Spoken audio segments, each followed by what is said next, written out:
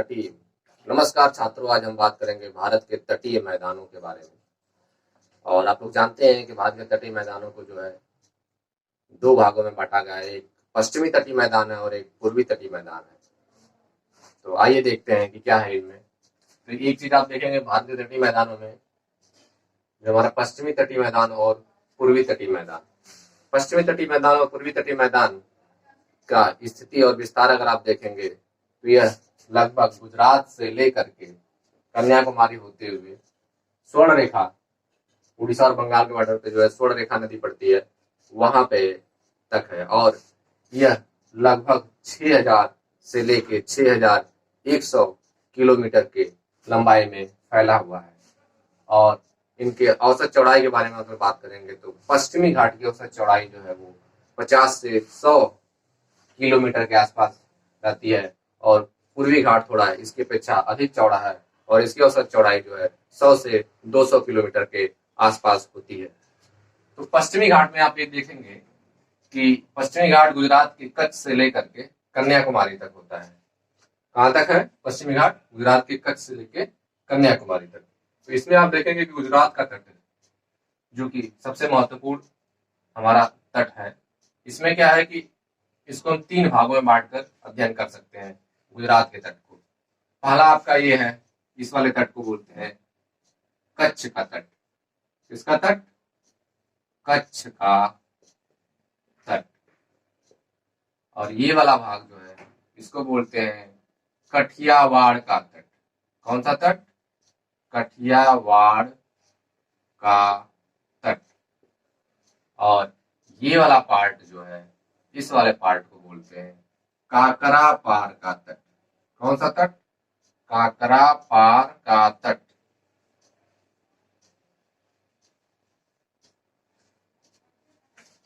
और एक एक करके अध्ययन कर लेते हैं। कच्छ के तट की जो प्रमुख बातें हैं, इसमें क्या है कि यहाँ पर इस वाले क्षेत्र के आसपास एक बंदरगाह पड़ता है जिसका नाम है कांडला बंदरगाह। कौन सा बंदरगाह? कांडला बंदरगाह।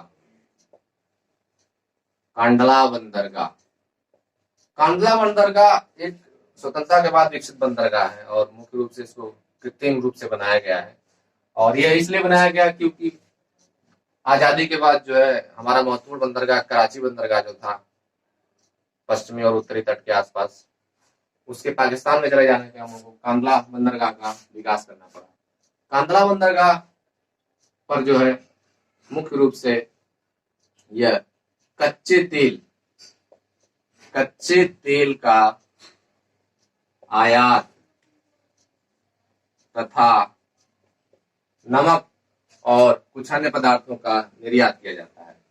इसके अलावा इस बंदरगाह की प्रमुख विशेषता यह है कि यह बंदरगाह एक ज्वारीय बंदरगाह है। कौन सा बंदरगाह है? ज्वारीय बंदरगाह। ज्वारीय बंदरगाह का क्या मतलब है? ज्वारीय बंदरगाह का तात्पर्य यहाँ पर आप ये कह सकते हैं कि जब ज्वार आते हैं, ज्वार भाटा का जब समय आता है, तो क्या होता है कि इस बंदरगाह का जल जो है यहाँ ज्यादा ऊपर उठ जाता है, जिससे जहाजें आसानी से यहाँ इस बंदरगाह के तट तक, एकदम नजदीक तट तक पहुंच जाती हैं, और इसीलिए इसको जो है ज्वारीय बंदरगाह बोला जाता है। इसके अलावा आप आज देखेंगे कि ये कठियावाड़ वाला तट जो है, कठियावाड़ वाले तट की विशेषता क्या है कि यहाँ पे कुछ पहाड़ियां पाई जाती हैं। यहाँ पे कुछ पहाड़ियां पाई जाती हैं जिसपे आपने पढ़ा भी होगा। गिर है, यहाँ पे मांडव है, और यहाँ पे वर्धा है। ठीक है, इन पहाड़ियों के कारण जो है इस क्षेत्र में थोड़ी बहुत वर्षा हो जाती है, इसलिए क्षेत्र कठियावाड़ वाला क्षेत्र क्या है, एक उपजाऊ क्षेत्र है। ठीक है, और इसके बाद हम काकरा पार की बात करेंगे। तो काकरा पार तट जो है गुजरात का सबसे समृद्ध तट माना जाता है। और एक चीज और है कि काकरा पार तट जो है, गुजरात का जो काकरा पार तट है, पश्चिमी घाट में सर्वाधिक चौड़ा तट माना जाता है, और इसकी औसत चौड़ाई लगभग 80 किलोमीटर है। जबकि आप जानते होंगे कि पश्चिमी घाट की चौड़ाई कितनी है? औसत चौड़ाई 50 से 100 किलोमीटर है, और उसमें सर्वाधिक चौड़ा जो है काकरा पार तट है। काकरा पार तट में जो है प्रमुख बंदरगाहों में अगर आप देखेंगे तो यहाँ पे सूरत का बंदरगाह दिख जाता है। कौन सा बंदरगाह? सूरत का बंदरगाह। और यह क्षेत्र भी अन्य दोनों की अपेक्षा अधिक उपजाऊ है। क्यों? क्योंकि यहाँ पे जो है आपकी ताप्ती, नर्मदा, माही और साबरमती नदियां इस क्षेत्र में प्रवाहित होती हैं, जिसके कारण यह क्षेत्र कप जो है उपजाऊ है और मुख्य रूप से यहाँ काली मिट्टी मिलने के कारण यहाँ कपास की खेती बहुत अधिक होती है और इसीलिए इसी भाग में आपका अहमदाबाद वाला क्षेत्र भी पड़ता है और इसी कारण इसे क्या बोलते हैं, भारत का मैनचेस्टर भी बोला जाता है। क्यों? क्योंकि यहाँ पे कपास का बहुत अधिक उत्पादन होता है और साथ ही यहाँ सूती वस्त्र उद्योग का बहुत अधिक इन तटों के आसपास विकास होता है। तो यहाँ के बाद अब आइए देखते हैं हम कोंकण तट के बारे में जान लेते हैं। कोंकण तट, कोंकण तट जो है वह दमन, कौन सा क्षेत्र है? संघ शासित क्षेत्र जो है दमन, ये गुजरात और महाराष्ट्र के लगभग बॉर्डर पे पड़ता है। गुजरात और महाराष्ट्र के बॉर्डर से दमन से लेकर के गोवा तक, जो महाराष्ट्र और कर्नाटक के बॉर्डर के आसपास गोवा की स्थिति मिलती है, तो यह है दमन से लेकर गुजरात तट के तट को क्या बोलते हैं? तो इसको बोलते हैं कोंकण तट।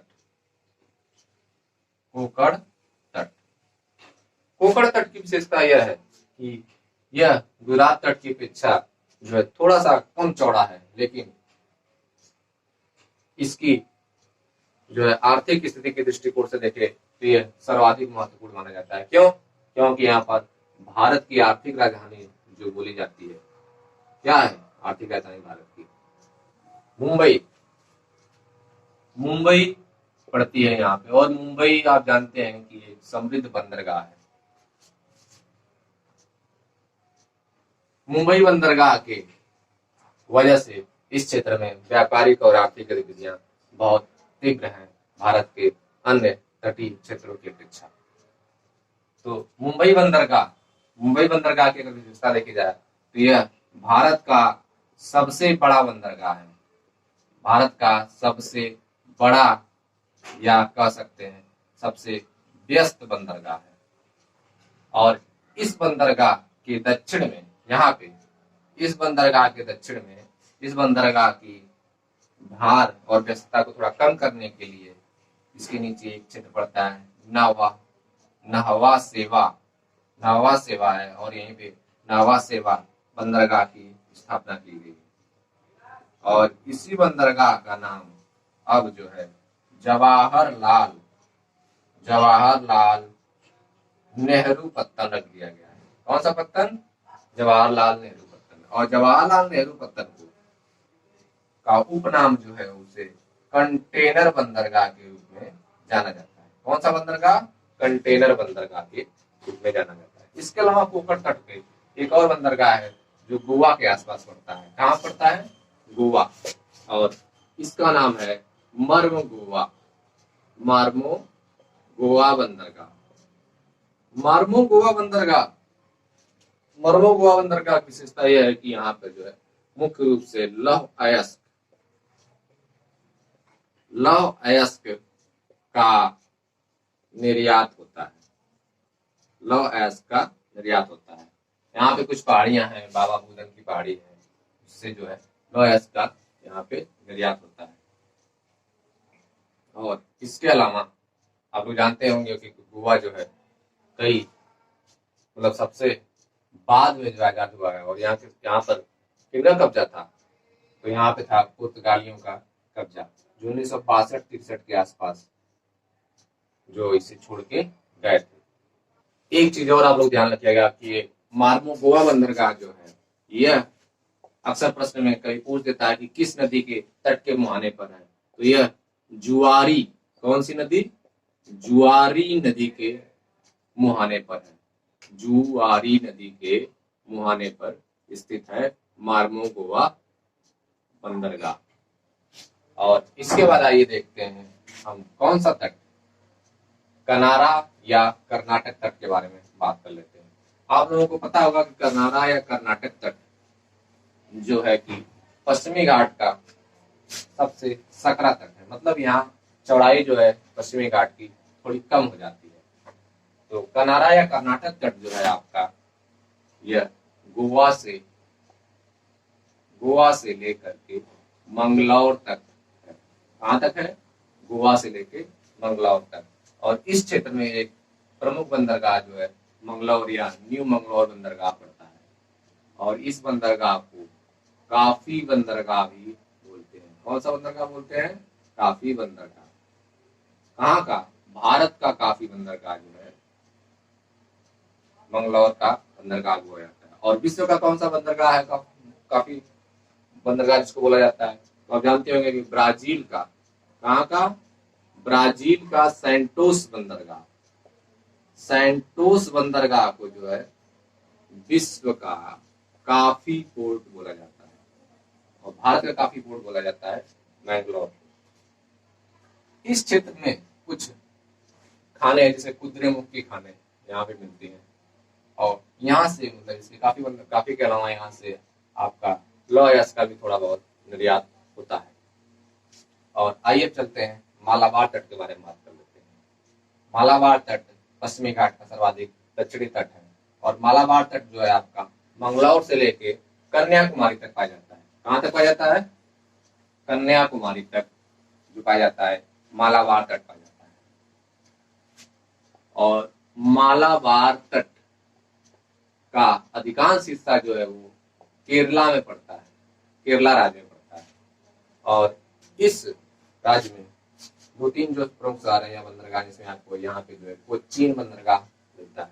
कोचीन बंदरगाह के बारे में या पुराने जमाने में इधर ही मिलता था कालीकट का बंदरगाह जिसे बोला था, जम्मू का कालीकट। इस क्षेत्र में जो है मसालों का उत्पादन अधिक होता है। क्या होता है? मसालों का उत्पादन अधिक होता है।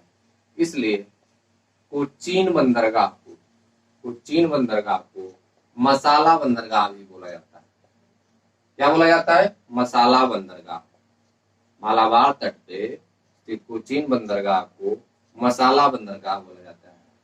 और इस क्षेत्र में प्रमुख मसालों में जो मुख्य रूप से है यहाँ पे एक काली मिर्च, जिसके लिए अंग्रेज और पुर्तगीज जो हमारे देश में आए थे, काली मिर्च का अधिक उत्पादन होता है।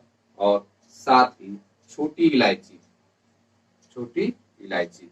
और आप लोगों ने पढ़ा ही होगा प्रायद्वीपीय पठार वाले में हमने इलायची की पहाड़ियों या कार्डमम की पहाड़ियों की बात की थी, जो कन्याकुमारी से थोड़ा सा ऊपर दिखती है यहाँ। और इसमें अन्य चीजें अगर आप देखेंगे तो यहाँ पे कुछ स्थलाकृतियां पाई जाती हैं इस वाले क्षेत्र में। ऐसे ऐसे अंदर की तरफ जो है जल गया रहता है। यहाँ पे आप स्पष्ट रूप से देख सकते हैं। हाँ, इसमें जो है अंदर जल गया रहता है। ऐसे ये बनी रहती है, तटों पे बहुत पाई जाती है। यहाँ पे अगर स्पष्ट रूप से देखा जाए तो ये तट से जो है ऐसे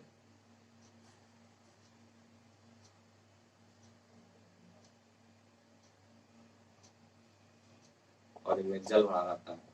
समुद्र से बहुत थोड़ा सा ये लगी रहती है। अगर हम इसको समुद्र मान लें, ये आपकी जो है स्थलाकृतियां जो मालाबार तट पे पाई जाती हैं, इन्हें सामान्यतः लैगून कहा जाता है। लैगून, अगर यही बात आ गई तो आप देखेंगे सबसे बड़ी जो लैगून है वो पूर्वी घाट में पाई जाती है। हम उसकी बात करेंगे आगे, उसकी चर्चा करेंगे। इन्हें लैगून कहा जाता है इनको। लेकिन स्थानीय भाषा में केरला या मालाबार तट की स्थानीय भाषा में इसे कयाल बोला जाता है। क्या बोला जाता है? कयाल। और केरला वाले तट पे ऐसे तो बहुत सी इस तरह की आकृतियां, लेकिन महत्वपूर्ण रूप से 3 के बारे में अध्ययन किया जाता है, जिसमें आपका एक है, जानती होंगे, वेम्बनाद। कौन सा? वेम्बनाद झील या लैगून या कयाल, जो भी आप बोल सकते हैं, कयाल है। यह क्या है? यह भारत की या पश्चिमी तट की सबसे बड़ी कयाल है। इसके बाद आपका जो है अन्य का जैसे पोन्नोमदा। इस लैक में ही जो है वो बोट रेस होती है। और आपने सुना होगा नेहरू ट्रॉफी के बारे में। कौन से बारे में? नेहरू ट्रॉफी के बारे में। वो इसी लैक में, इसी तरह की लैक है, वहां पे होती है। तो यहाँ पे आपका पश्चिमी घाट जो है समाप्त हुआ। अब हम पूर्वी घाट की बात करेंगे। पूर्वी तटीय मैदान जो है वह पश्चिमी घाट की अपेक्षा अधिक चौड़ा है और इसकी औसत चौड़ाई जो है, इसकी औसत चौड़ाई आप देखेंगे तो है 100 से 200 किलोमीटर। 100 से 200 किलोमीटर जो है इसकी औसत चौड़ाई है। और एक और चीज है कि यह उत्तर से जब दक्षिण की तरफ आता है था तमिलनाडु आंध्र प्रदेश की, तो इसकी चौड़ाई में वृद्धि होती है। मतलब उत्तर की अपेक्षा दक्षिण में इसकी चौड़ाई क्या है, अधिक है। पूर्वी घाट की पूर्वी तटीय मैदान पूर्वी तटीय मैदान की चौड़ाई जो है तमिलनाडु और आंध्रा वाले क्षेत्र में जो है अधिक पाई जाती है पूर्वी तटीय मैदान के ऊपर वाले हिस्से में। तो इसको भी हम कई भागों में बांट कर अध्ययन कर सकते हैं। इसमें आपका कन्याकुमारी से लेकर के कृष्णा नदी तक, जो आंध्र प्रदेश में पड़ती है कृष्णा नदी तक जो है इस क्षेत्र को कोरोमंडल तट कहा जाता है। कौन सा तट कहा जाता है, कोरोमंडल तट। और कृष्णा नदी से लेकर के महानदी के तट के महानदी के मुहाने तक जो है इसको उत्तरी सरकार तट बोला जाता है। और यह क्षेत्र जो है आंध्र प्रदेश और उड़ीसा का कुछ भाग इसमें सम्मिलित है। किसमें, उत्तरी सरकार में। और आपका सबसे उत्तरवर्ती जो तट है वो है कलिंग या उत्कल का तट, उत्कल या कलिंग का तट। यह मुख्य रूप से उड़ीसा में पड़ता है और थोड़ा बहुत भाग पश्चिम बंगाल में, क्योंकि स्वर्ण रेखा नदी जो है बॉर्डर बनाती है तो वहां तक पड़ता है। तो महानदी से लेकर स्वर्ण रेखा नदी तक आपका कौन सा तट है, तो कलिंग तट है। आगे बात करते हैं। तो इसमें आप कन्याकुमारी की अगर बात कर लेते हैं तो आप एक जानते हैं कि कन्याकुमारी क्या है। कन्याकुमारी आपका मुख्य भूमि पर कह सकते हैं कि सबसे दक्षिण का तट है। क्या है, सबसे दक्षिण का तट या बिंदु है। और इसे मोती बंदरगाह के नाम से जाना जाता है। कौन सा बंदरगाह, मोती बंदरगाह। और एक चीज और देखेंगे कि यहीं पर एक खाड़ी पाई जाती है, उसको बोलते हैं मन्नार की खाड़ी। किसकी खाड़ी, मन्नार की खाड़ी। यहाँ पे चूंकि मोती पाए जाते हैं तो यहाँ से मोतियों का निर्यात होता है। और यहीं पे एक जल डबरू मध्य है जो बंगाल की खाड़ी को अलग करती है, इसको पाक स्ट्रेट बोला जाता है। पाक जल संधि या पाक स्ट्रेट बोला जाता है।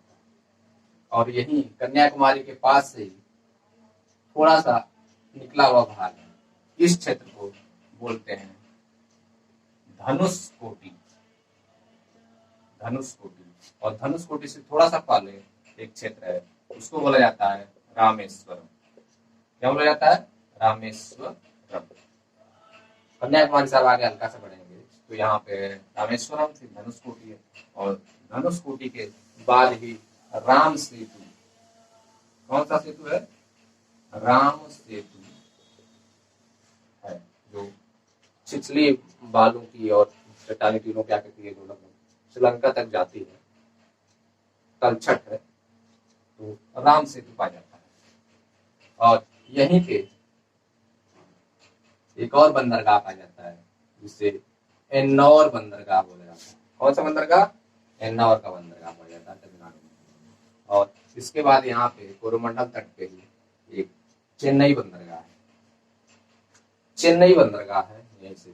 और एक चीज आपको और बता दी यहाँ की कि हमारे समुद्र तट या सी लेवल का जो है मापन जो किया जाता है वो चेन्नई बंदरगाह के जो सी लेवल है इसी को आधार मानकर किया जाता है। क्या, यहाँ के समुद्र तल को आधार मानकर इससे ऊपर की ऊंचाई नापी जाती है। समुद्र तल को आधार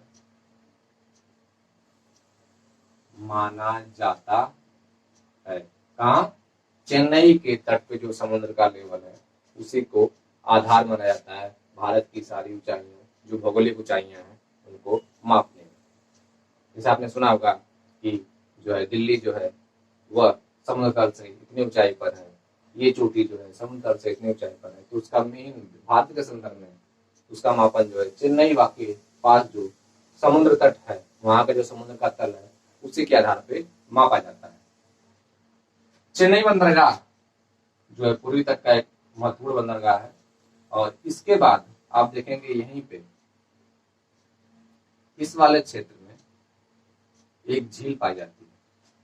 क्या पाई जाती है? एक झील पाई जाती है। और यह झील जो है एक छोटे से द्वीपी पट्टी से अलग होती है और इसको बोला जाता है, जो द्वीप यहाँ पे श्री हरिकोटा द्वीप। और श्री हरिकोटा द्वीप जो है भारत का एक अंतरिक्ष केंद्र है।